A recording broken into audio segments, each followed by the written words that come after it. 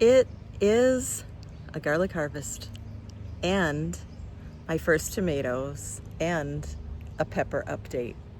Join me.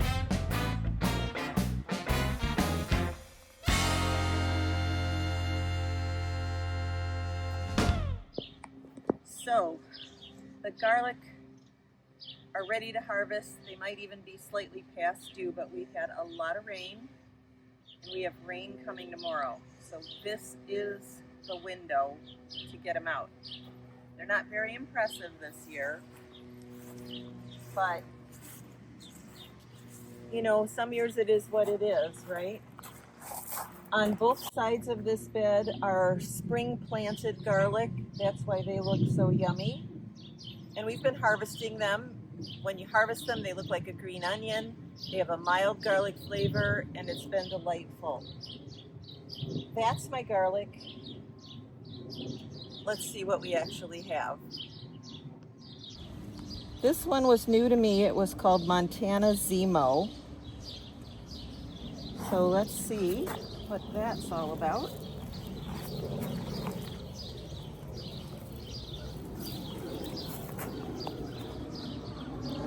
Well, you know what? That's a respectable garlic. Not going to win any awards, but hey, it's been a rough year and we have garlic.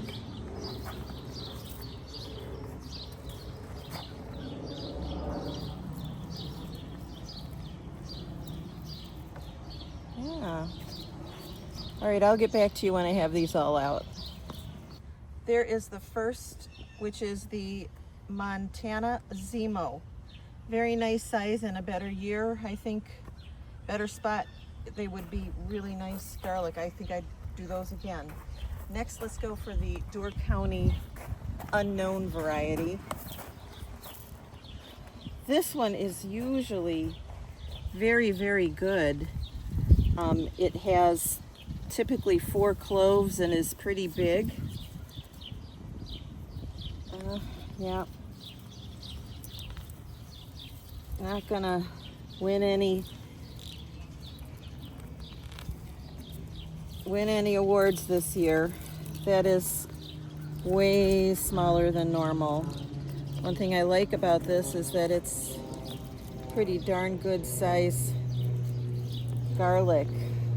So that's the Door County Unknown variety. Now this is just some of my own saved seed garlic, which is usually very, very dependable. And it is, you know, I use my biggest cloves also. That is nothing like I am used to. Oh shoot, I stabbed that one.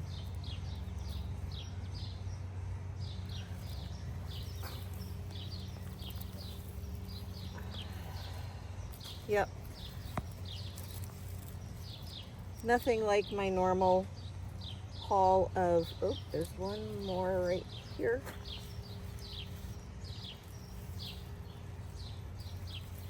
Whoop, and one more right here. Oh no, that is one of the spring sown garlic.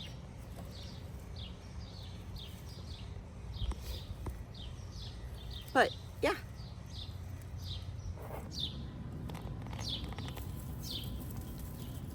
Ooh, that's nice. Let's check this one out. Ooh, very nice. Okay, these are our first tomatoes, and since it is going to rain tomorrow, I don't want to take a chance that these will split. I don't know this variety yet. It's called Cherry Falls. But it's pretty doggone exciting when you get those first tomatoes. And I'm going to let those other ones stay on. These are the two biggest ones. Al was telling me there's something on the pink champagne, so let's go look at that now. So this is pink champagne. Al netted this. Oh my, we've already split. Okay, That tells me that we should just take these that have turned. Okay. I'll put those on the counter inside. Oh man, they are so much bigger and plumper than last year. They like this new spot. These are the Santiam Sunrise, and I am going to go ahead and take them just because of the rain coming, not because they split, because they don't. Oh my goodness, yeah, they're not quite ready yet, but they're hanging awfully low at critter level. So I thought I'd give you an update of just the peppers. These three plants here are Jimmy Nardellos. We like those so much. They are such a versatile, sweeter pepper. And look at these babies. They are just coming on perfectly. The plants are loaded. They're really getting foliage now. I was worried in my last video about a lack of foliage. Oh, look at over here, Al. We've got one that is starting to turn red. These two are the Joe's Long Cayenne, and they are just starting to come on now.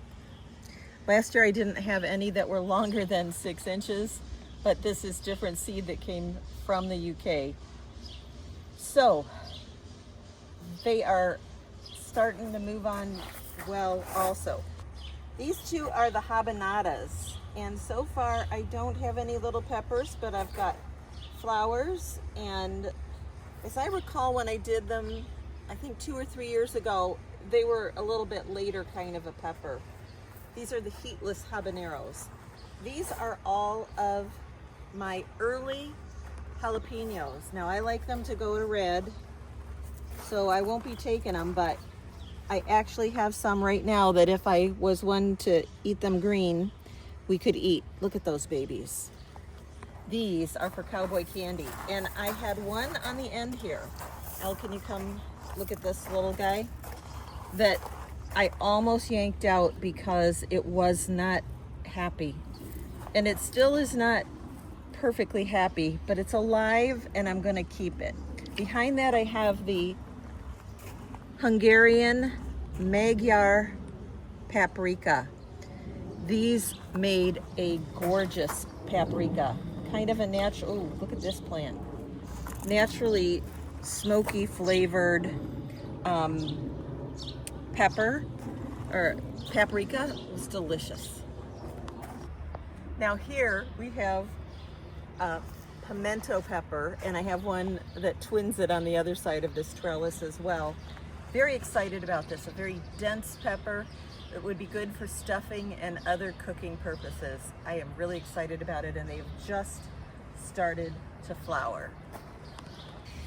Now these are the mocha swirl, and it is supposed to be incredibly variegated, both the leaves and the fruit. Now I've got plenty of fruit coming and very little variegation, but there are some spots that are variegated.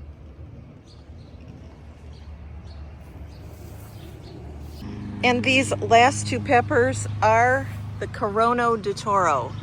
This is definitely tops of the list for us, and they are looking delightful and big. Again, we like to let them go all the way to red before we eat them. Now these are the peperosini peppers. And you can see there's plenty of them coming on in there. And I purchased those at the nursery because I wanted to try pickling them. I saved the best for last. These are the two Anaheim peppers. Last year I got over 200 peppers off of just 2 plants. We'll see what happens this year.